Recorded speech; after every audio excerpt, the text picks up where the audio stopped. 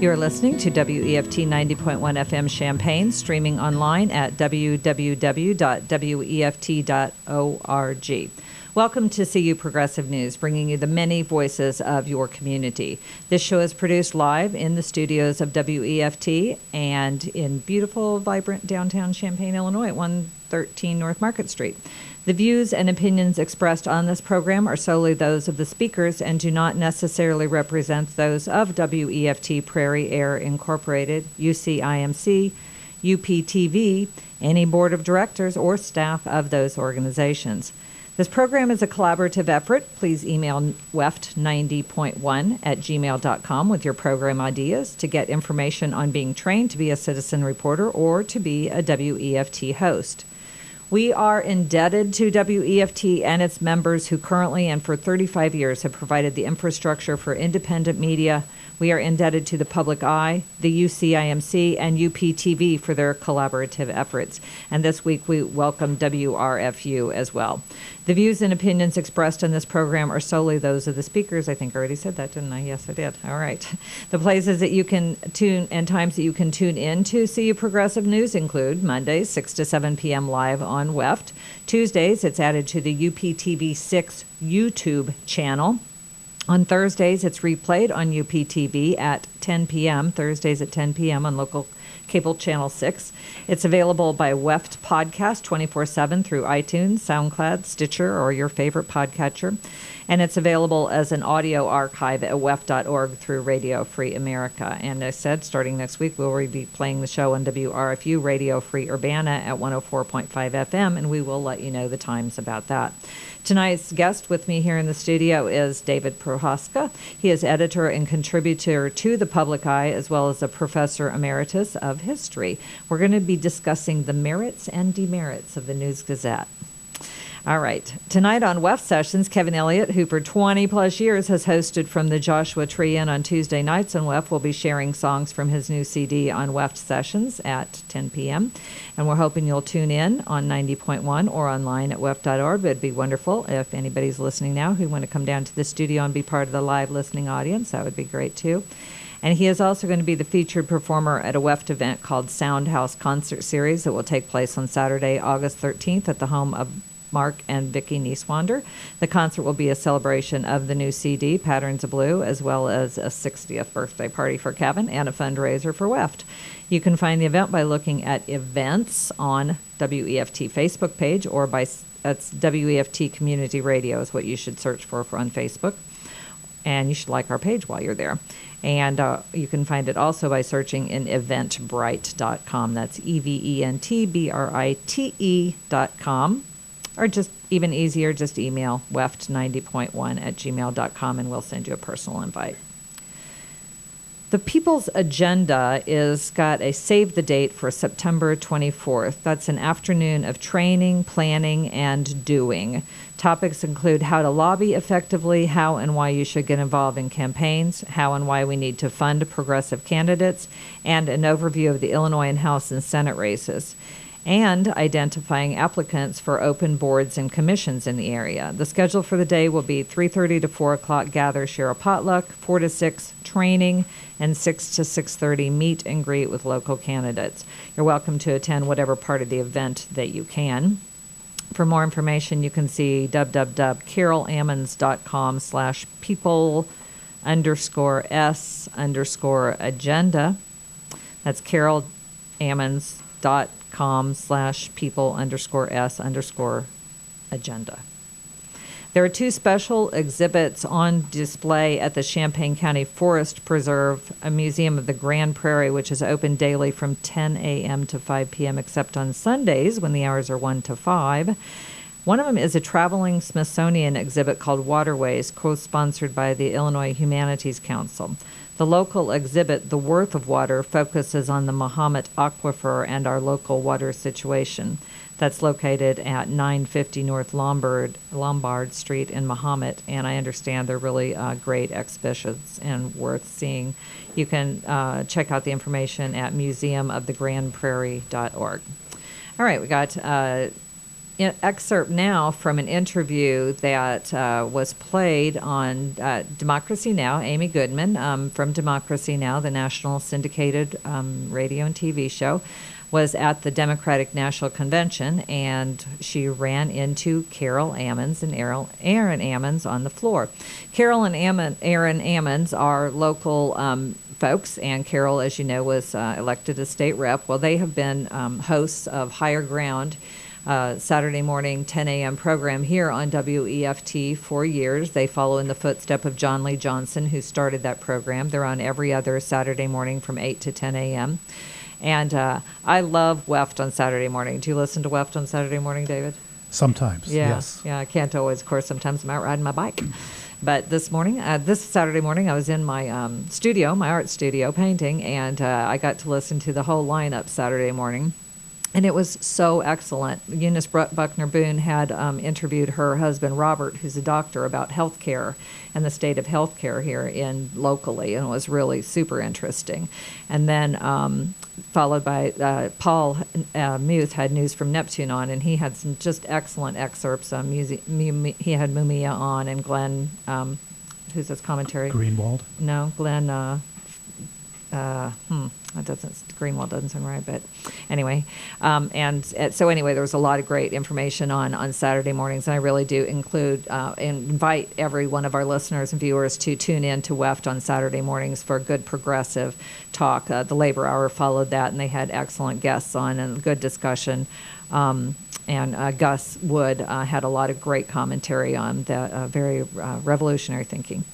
All right, so now we're going to go to that excerpt of Carol and Aaron being interviewed by Amy Goodman.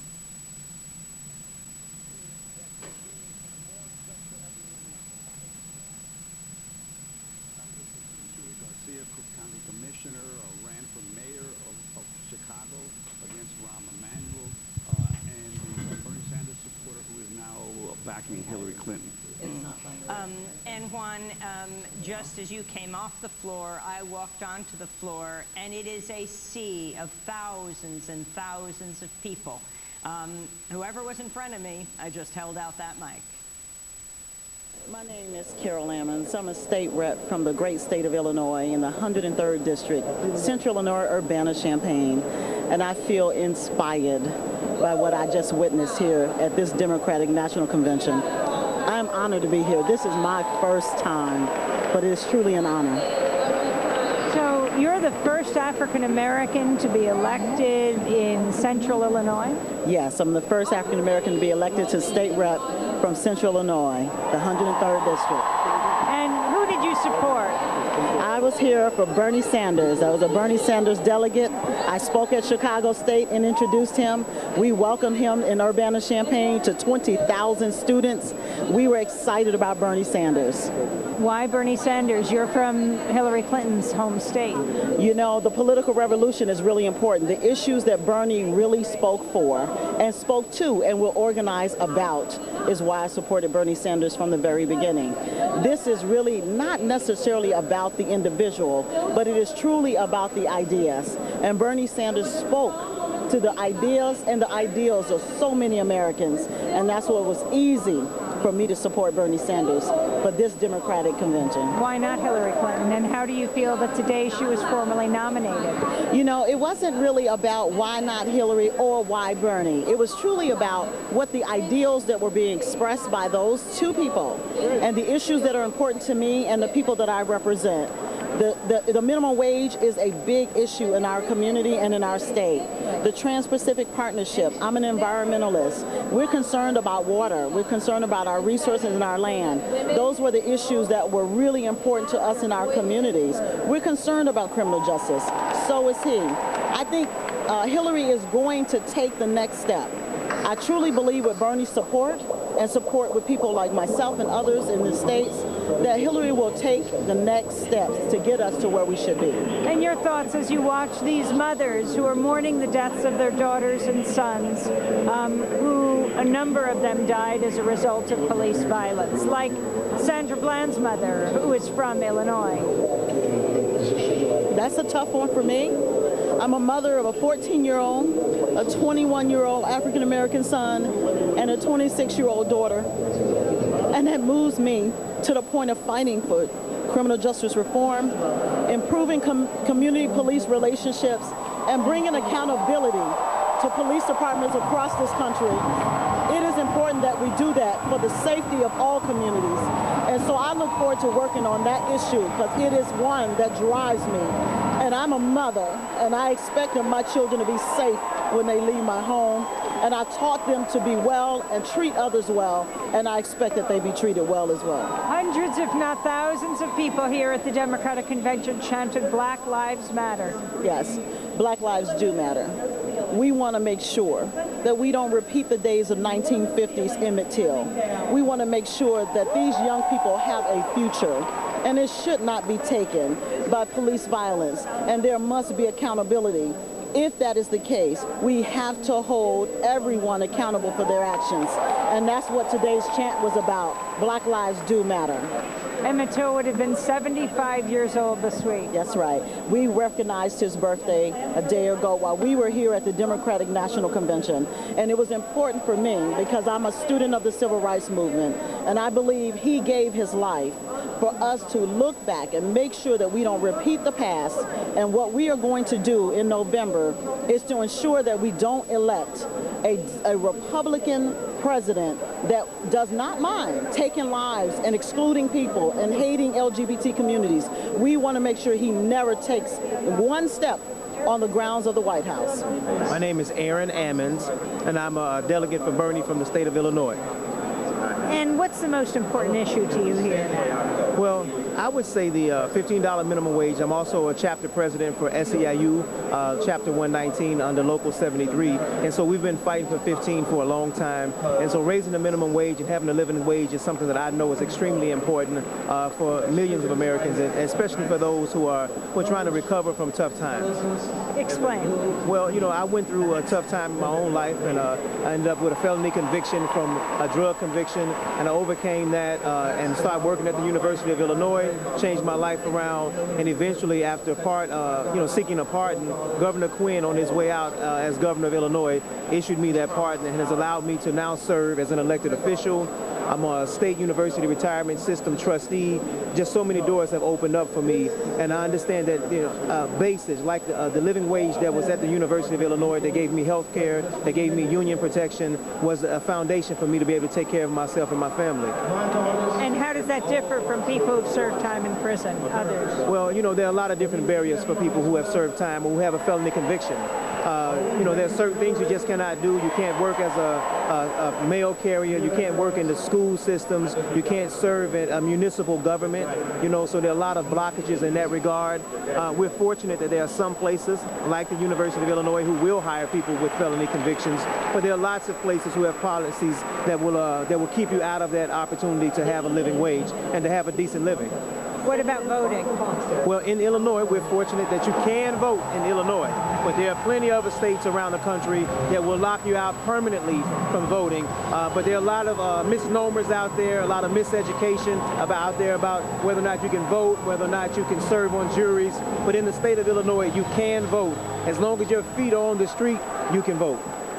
So if you're on parole or probation? If you're on parole or probation, you can still vote. In fact, if you are in the county jail and you have not been convicted, you can also vote absentee from the county jail in the state of Illinois. In Bernie Sanders' state of Vermont, you can vote from prison. So I learned a lot of that, and Vermont is one of those places where you can actually vote from prison. I don't think you should lose your right to vote because you've made a mistake and you're paying your debt to society. Your right to vote should never be taken away from you. Thank you very much. Thank you very much. All right. Thank you there to Aaron and Carol for representing. See you at the convention and on Democracy Now! Well, it kind of ties in with this story there. My next story is about the new marijuana laws, update on medical marijuana as well. But amazingly, Bruce Rauner signed into legislation last week Senate Bill 2228, which reduced the penalty of possession for up to 10 grams of marijuana from a criminal misdemeanor, formally punishable by up to 6 months in jail and a $1,500 fine, to a civil fine and no more than $200, no arrest and no criminal record. It also decriminalized related offenses involving the possession of marijuana paraphernalia, and included part of it is about expungement of records for those who have felony convictions for use in the past. So that's some really big news coming out of the Senate and Runner's office last week. Next week, we are going to have a representative of NORML, the National Organization for the Reformation of Marijuana Laws, in the studio. I believe it'll be next week. It might be the following week, but in the next 2 weeks, Dan, who also is the owner of the dispensary here in town, is going to be our guest on the studio. So we're going to be talking about the reformed marijuana laws, what possibly could be Ronner's underlying motives, because we know we must have some. And maybe you remember that Ohio actually had it on their ballot, and it was voted down to legalize, because it was so, it wasn't a bill at that time. It was being voted on by the constituents, but it was so leaned toward it becoming totally about business and not about people being able to grow and use their own. So we wonder about that and what that could be. But also what happened this last week in medical marijuana is that not long ago they included post-traumatic stress and added that as an included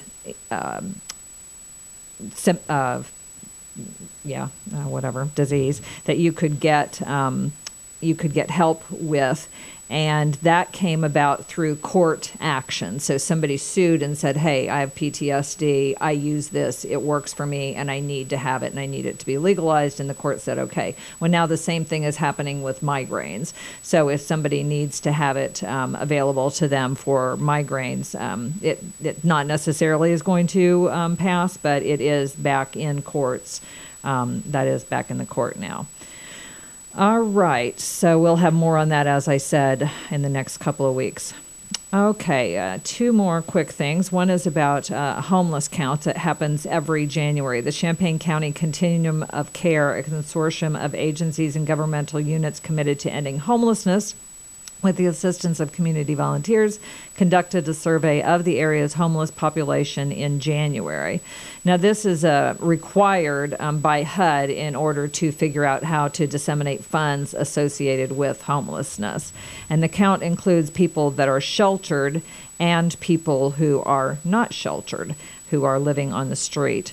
According to the survey that was done in January, 188 people, including 30 children in 146 households, quote unquote, were homeless in Champaign County. I guess that means families. 170 were sheltered, while 18 were unsheltered. And of a note is that 25 households comprised of youth, persons under age 25, totaling 30 persons who were homeless youth, and out of the 25 youth households, 22 were unaccompanied homeless youth, and 3 were households with a parent under the age of 25. I personally think that's an underestimate. I did look at where they counted them from and how they counted them, and they did go out in the streets and look for people, but I'm just wondering about it. But it was up from the previous year, when instead of 163 who were identified as homeless, 188 were.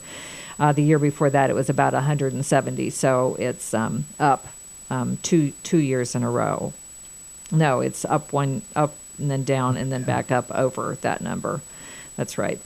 But the thing that's really critical about this is the number doesn't reflect how many people, men especially, are unsheltered now. While the official count in January reflected 170 of the 188 being sheltered, that was before the closing of the men's Salvation Army Stepping Stone Shelter, Community Elements Level 1 Times Men's Shelter, and Community Elements Roundhouse that sheltered homeless youth. In 2 to 3 weeks on this program, we're going to have an in-depth look at the state of mental health services in Champaign County and why we do not have the groundwork laid to have the drop-off mental health center and detox center, all problems that are intricately woven together with the issue of homelessness. Peter Tracy of the Champaign County Mental Health Board has agreed to be a guest on CU Progressive News as we delve into that topic, and we're just waiting on him to confirm the date. The The last story that I have before we interview David here and have commentary about the News-Gazette is on the redistricting maps. For the second time since 2014, a judge has rejected the effort by a group called the Independent Map Amendment that has had their proposal rejected. In both cases, the attorneys linked to top Democrats in power, according to the AP, filed a lawsuit questioning the constitutionality of the effort. However, even though it was rejected by a Cook County judge and they ruled it unconstitutional, the Supreme Court agreed to take the case and agreed to hear it in a quick matter, since getting it on the November ballot would require this to be resolved soon. Apparently, they set deadlines for briefs on July 28th, 4th, and August 4th and August 9th. They don't know whether they're going to have oral arguments yet, but I guess they would have decided by now, but I couldn't find that. The proponents say they turned in more than 550,000 signatures, enough to have valid signatures. The lawsuit, which says the move is unconstitutional, is filed by a prominent Chicago election attorney, Michael Casper, who has a lot of strong ties to Madigan and Madigan's office, even though Madigan says he's not involved in the lawsuit. Currently, political boundaries are drawn every decade based on census data. The last time they were drawn by Democrats because they controlled the House and the Senate. According to a friend of the court brief, redistricting is broken in the state of Illinois, and for more than 40 years, with a single exception, every time Illinois legislators have approached the task of redistricting, they've reached an impasse, and then the party in power has created a highly partisan plan that favors incumbency over any other consideration. And I thought it was interesting, as I looked at the website, that they had a mix of people being proponents, and that included the League of Women Voters and also a lot of the chambers of commerce. And some of the NAACP, I think of the NAACP somewhere, did also say that they were proponents of it. So you can read about that at mapamendment.org. And David and I, before we sat down and we're talking about this, he had an interesting take on what he thought, how the News-Gazette has portrayed this. And so that kind of gets us into our story about looking critically at our acclaimed local newspaper. Right, Sandra, a couple of comments. First, the News-Gazette has been, as we all are aware, very strongly in favor of this initiative, going back now 2-3 years on the one hand, and on the other hand, they talk about Illinois exclusively. Redistricting, gerrymandered districts, of course, is a national problem. It's a national phenomenon.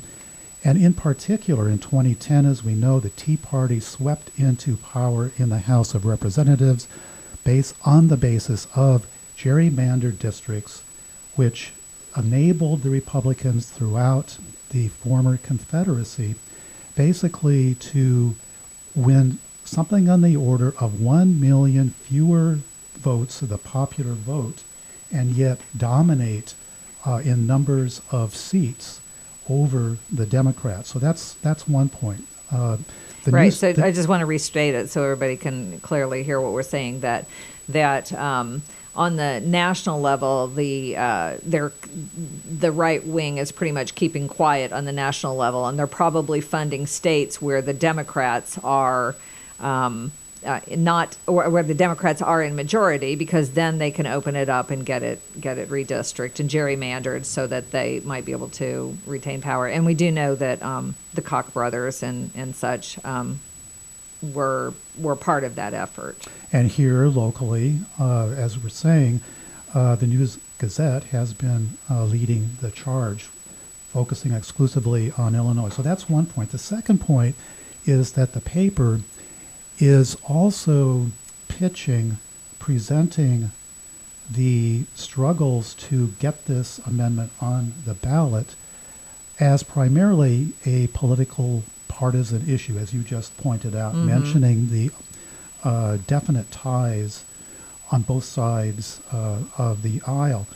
What, however, is not discussed, at least I have not seen any discussion, is the legal basis on which an amendment would be okayed by a judge for the ballot. This has to do with the Illinois State Constitution. Mm-hmm. And sometimes it is mentioned that the issue is the, quote, form and substance, unquote, of a proposed amendment. Mm-hmm. But I never, ever have seen any discussion of what this would amount to in terms of the language of a proposed amendment. So my point is that this is a legal issue at least as much as a political issue. The political partisan aspect of it is covered, but to my knowledge, not the legal. Okay, so according to the AP, legal experts say changing the state's constitution when it comes to legislature is difficult, and any changes brought by the petition must be, quote, structural and procedural. The 94 rejection of term limits, for example, didn't meet that test, and then this Cook County judge also ruled and says that doesn't meet the test either. They're not saying that they are rejecting it because it's too partisan. Right. That's not what the judge is saying. The judge is saying, I'm rejecting it because you don't have the structural and procedural efforts in place or descriptors in place that tells me that this would work. Exactly. Is that right? Exactly. It's a constitutional and legal issue which is not being discussed. It's Mm-hmm. the political partisan angle that is being discussed primarily. Backers, including business people and quote-unquote bipartisan leaders, said that their refined proposal, and they're, I loved this, they said they've refined their proposal and they're better funded than when the proposal got rejected in 2014. Right. I bet they are. No, they've been very successful. They have gotten a lot more signatures, and they have gotten a lot more money and donations, and they're much stronger. Well, we could talk about that a lot, but I wonder why the League of Women Voters. Do you know what their stance on it is? Not in any specificity, Mm-hmm. but as we know, historically, they are a bipartisan, good government group, and this is precisely the line the paper is taking. The News-Gazette is arguing in favor of this on the grounds of basically good government, but they're not looking at the other aspects. Okay. You are listening to WEFT 90.1 FM Champaign, Illinois, streaming online at www.weft.org. You're listening to CU Progressive News. I'm Sandra Auten, and my guest tonight is David Prochaska. He is a contributor and editor of The Public Eye, and we have an affiliation now with The Public Eye. We are co-contributors to news in this area. The Public Eye is a newspaper that is available almost monthly, sometimes like 10 times a year. And if you want to learn if you want to have your voice heard, you can write for The Public Eye too, can't they? Absolutely. We meet weekly and at the Independent Media Center in downtown Urbana, and anyone is welcome to join and contribute to the collective. Right. So David's article that struck my eye this month was called News-Gazette Always Right. The News-Gazette has always been right-wing Republican, and in its smug self-righteousness right. The paper presents itself as a respectable Republican, as representative of values of proper, polite society. It abhors what is impolite and impolitic.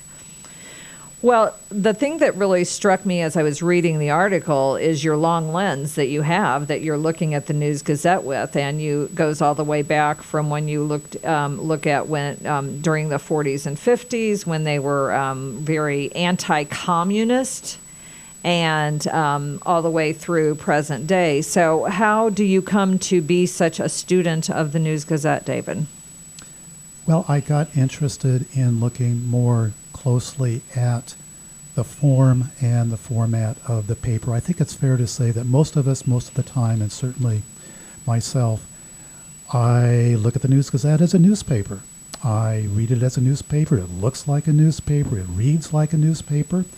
But the more I looked, the more closely I looked, the less it looked like a newspaper in terms of professional journalism, balanced reporting, he said, she said journalism. So I got increasingly interested and decided to go back in time with the aim of coming up to the present with regard to their views.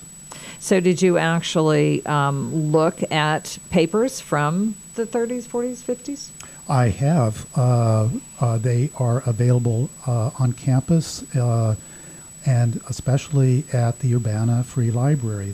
The archives have virtually complete runs on film of the News-Gazette as well as the other local daily, the Urbana Courier, that ceased publication in 1979. And did you notice whether or not they did a better job of being more centrist when they had competition, when the Urbana Courier was in?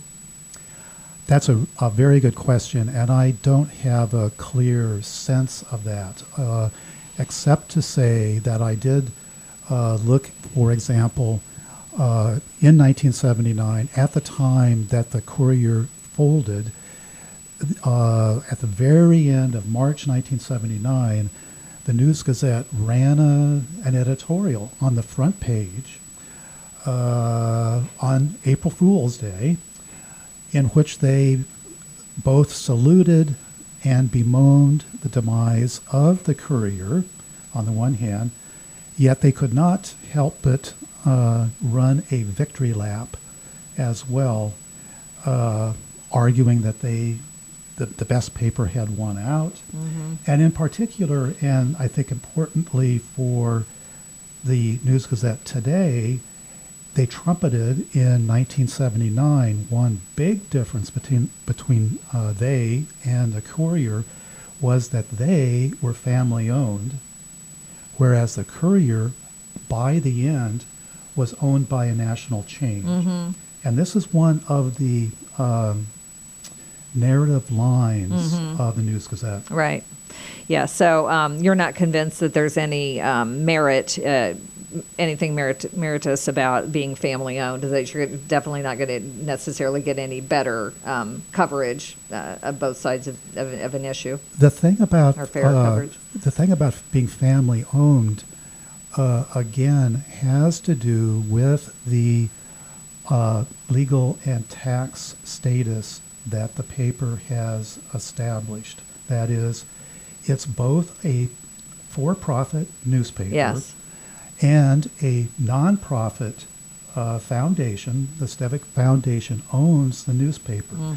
So just like that other major institutional entity in town, Carl, it's a combination of for-profit and nonprofit. Did not know that. And they also own WDWS, News Talk 1400. Yes, and the call letters of which stand for the newspaper's founder, David Stevick. Oh, okay. So Stevick was the founder. Okay, so I want to get back. I want to just touch on something that's in your article. So Chinago, how do you pronounce that? Kinigo. Kinigo, Stevick is her maiden name, and then Kinigo, I guess. And she's since deceased, right? She died in 2002. Right. But that foundation now that she started and is the owner of the paper is what you're saying. Correct. And you say that there's no doubt about what her editorial stance was. And she had Hirschfield as the CEO and president of the paper till 1997, and then publisher John Foreman 2003 to 2014. But man, I did not know this about Hirschfield, in that he had extreme racism as a matter of record. In 1991, for example, he devoted 2 columns to white supremacist David Duke, who has, quote, touched the pulse of this country. I guess that's a quote of his. That's Hirschfeld's. Of Hirschfeld's. Although Duke's membership in the Klan was, quote, despicable, he argued, quote, it was only a subterfuge. How do you pronounce that? Subterfuge, thank you, for liberal opposition, unquote, to Duke's message. Hirschfield had been named to an education accreditation advisory committee under George H.L. Bush's education secretary, Lamar Alexander. When his views on Duke became known, the resulting furor made the pages of the New York Times, Washington Post, and Chronicle of Higher Education. So are you saying there that when Hirschfield's views became known, Is that what you're saying? That about Duke, that made the front page news? Yes, and there's also a local angle here insofar as it was Urbana's own Belden Fields, activist and spark plug of the public eye to this day, who actually was one of, if not the first, who blew the whistle nationally on Hirschfeld, bringing these columns written for the local News-Gazette to the attention of the of Lamar Alexander's department, as well as the Times and the Post. And so in 1997, he was fired for his personal behavior. Do you think it had to do with that? Or, well, and then in 1999, he settled a suit for overbilling. How do you pronounce it again? Chicano. Kinigo, thank you. Sorry. Kinigo.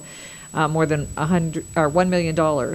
In 2002, he was suspended from practicing law and fired by his former law firm, Meyer Capel. So he was the person in charge from 1987 to 1997. So for a whole decade, the News-Gazette set its tone through him. And he obtained the positions he did with the paper as a result of becoming Kinigo's favorite. First, she named him her personal lawyer, and then after that, the corporate lawyer for the News-Gazette, and then elevated him to CEO and president.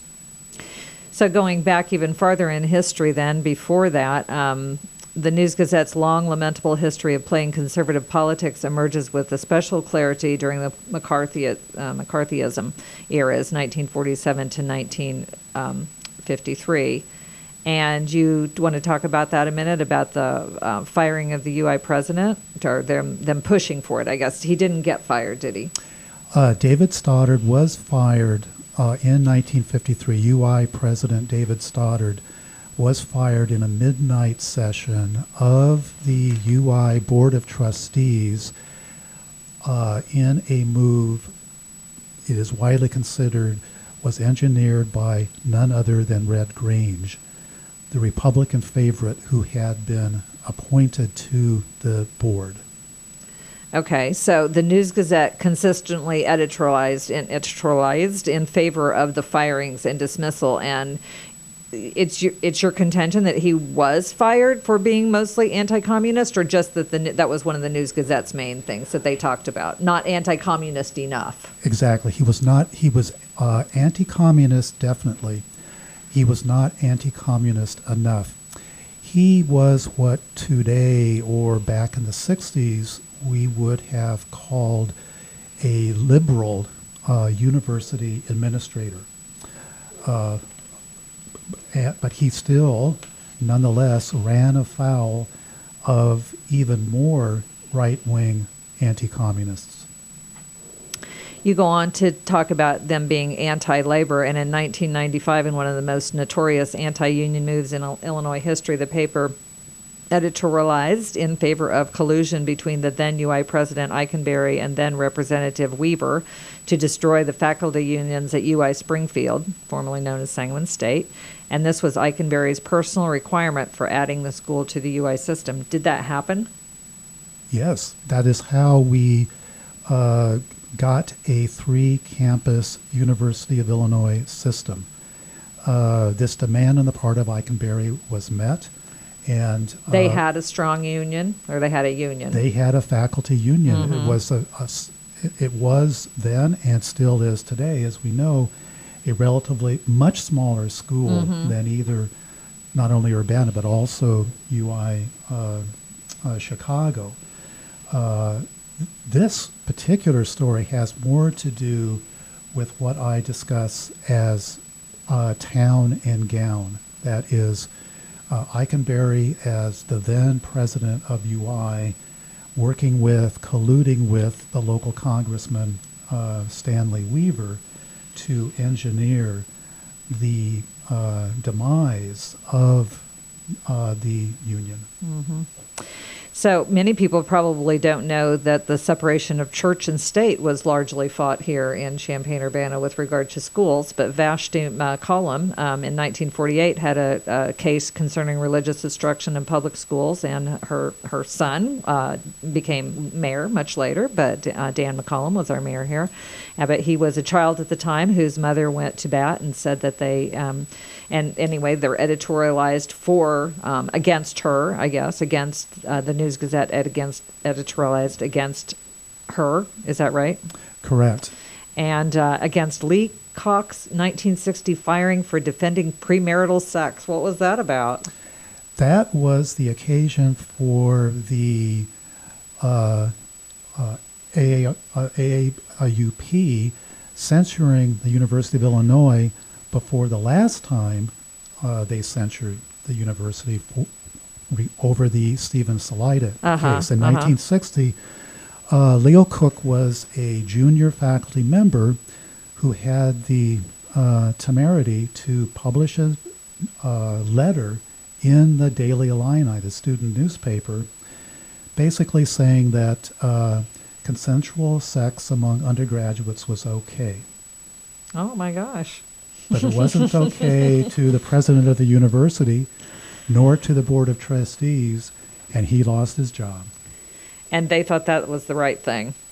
They thought it was the right thing, but again, the AAUP censored, put the university on the censure list for 4 years. Mm-hmm. And the irony here is that when UI emerged, when that censure was removed, what they had done was very substantially increase and strengthen their guidelines regarding academic freedom, which then were in place in 2014-2015 when the issue of speech, the First Amendment, came up again with Stephen Salida. And even with those strengthened academic freedom guidelines, the then UI administration, led by Chancellor Phyllis Wise, seconded by the Board of Trustees, got rid of Salida. Mm-hmm. And of course, then were censured. And then have they settled his? No. They held a vote this past June at their annual meeting, and UI is still on the censure list. Mm-hmm.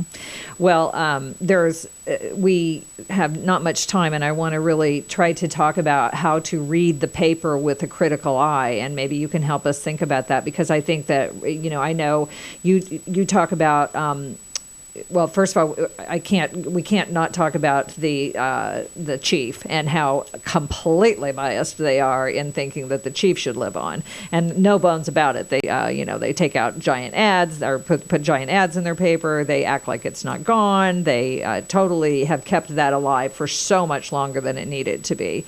And there's many other issues, but David does a wonderful job in a back issue of the News-Gazette, talking in the April issue, talking about the crime and how they report on crime. And I have that here, but if you, I know we're going to run out of time, and I just really there's so much to talk about. So I want to really encourage people to read the most recent edition of the Public Eye and pick up his copy that's called The News-Gazette is Always Right, is the article. And you'll get such an interesting piece of Champaign-Urbana history as you read it, and to think about how the local newspaper does shape our views. And one of the ways they do is how they report on crime. And there's a study that was done called Traffic Stop Data Task Force Report. And then there's another study called which just shows how much how much black people are stopped more than white people. And then there's another study that is called Representation of Race and Gender in the News-Gazette's Crime Coverage, which systemically compared all arrest and jail bookings with all crime stories between June and September 2015. The first study ever to compare the demographics of suspects in the news to the demographics of suspects arrested or jailed for any Champaign County news outlet. 8 students supervised by a faculty member using meticulous, painstaking social science quantitative techniques to analyze 3 months of data. And what were the findings? Want to talk about that? Yes, shout out to the professor in whose class this study was done, Scott Althoff's, in political science. As we found, it's the first study that has actually counted the numbers, Yes. counted the bookings, counted the arrests, and there are a couple of main takeaways. Violent crimes reported in the News-Gazette were reported in the News-Gazette seven times more often than those arrested for such crimes. Conversely, nonviolent crimes were only half as likely to be written up in the paper compared to the much greater numbers of people arrested for such crimes. In particular, I want to highlight the finding with regard to the news photos, Yeah. the photos published in the paper, which typically are mugshots, Right. and how Well, not always though, Not because always. because if you happen to have a police shot, you don't have to have a mug shot. So police who have mug shots taken, or other upstanding citizens, they have their pictures shown as opposed to mug shots. And not only that, but we learned that the newspaper's policy regarding mugshots is these are publicly available Yes, yes, through the county sheriff. that's right. Eventually, the News-Gazette doesn't wait. It contracts with a private company to scrub sources for the mugshots, pays them a fee, which they then pay for with ads. Wow. We saw this most recently in the flag burning case, July They had July the 4th weekend, when the flag burner had his personal data from his mugshot information basically went viral nationally. Okay, so the third finding is where it gets interesting. It says more whites were arrested than blacks, but more blacks wound up being booked than whites. So that's not really a commentary on the News-Gazette, but that's a great commentary that people who are arrested, there you go. But if you might be arrested, but you might not have to go all the way through the booking process before you get released. If Right. you're more likely if you're white than if you're black. Yet you would never know it from the News-Gazette, which was more than 2.5 times more likely to write on black crime suspects than white suspects. That's 48.9% than white suspects, 18.7%. I should point out that this study from the students from the class is available online. Just Google the title. All the raw data is available online. The title is Representation of Race and Gender in News-Gazette Crime Coverage, right? Right. Okay, good. All right. So, let's talk briefly then about how, so your take on it is like we shouldn't have the News-Gazette? You say that? I think the main reaction, the main impression of most people in town as to that question would likely be, well, I read it for the local news. Mm-hmm. I like X writer. I like Y writer. I like Z feature. Mm-hmm. I'm playing devil's advocate here and asking what's the upside as well as the downside. Mm-hmm. The crime stories are an excellent example. To the extent that crime coverage produces and reproduces racist, racial stereotypes, Mm-hmm. what is the possible advantage to having that information out there? Mm-hmm. Mm-hmm. Well, I know one thing that everybody does need to do is if you do read it, and no matter what news sources you read, you should read them with a critical eye. You should be looking for where the biases are. You should know the sources. You should know you're reading a right-wing newspaper and that you're going to get that slant. That's definitely... And the key there that I would point out is that, again, it looks like a newspaper. That is, you assume that a news story is presenting the news and that the editorials are confined to the editorial page. No, that's not the case. If you read it closely, the editorializing begins on page 1. Well, I would argue that that's the case in every news outlet that you see, and that people need to really be aware of that. That there is no. People like to say, "Well, we're an unbiased news source," but there is no news source that's not biased, and you have to just read it with that in mind. And I've been a reporter for a long time. I used to write for The Octopus. I wrote for The Public Eye forever. I do this. And I like to just come right out with what my bias is.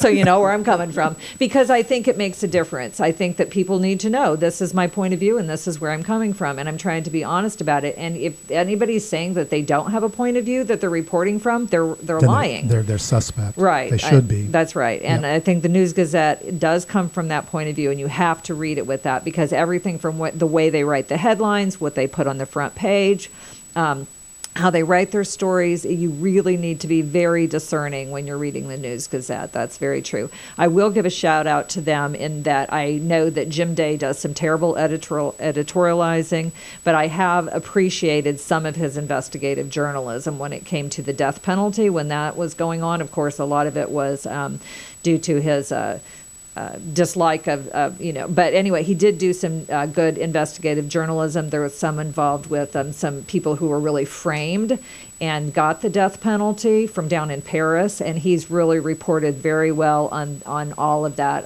That's been an ongoing story of his, hasn't it? It has, and it's been really covered in depth and in a real substantial way that you could really understand things that he follows that pretty closely, and it's been an interesting story, and did result in the death penalty being abolished in Illinois due to some of that coverage. Not that I think that was his goal, but that is part of what happened with that uncovering of that story.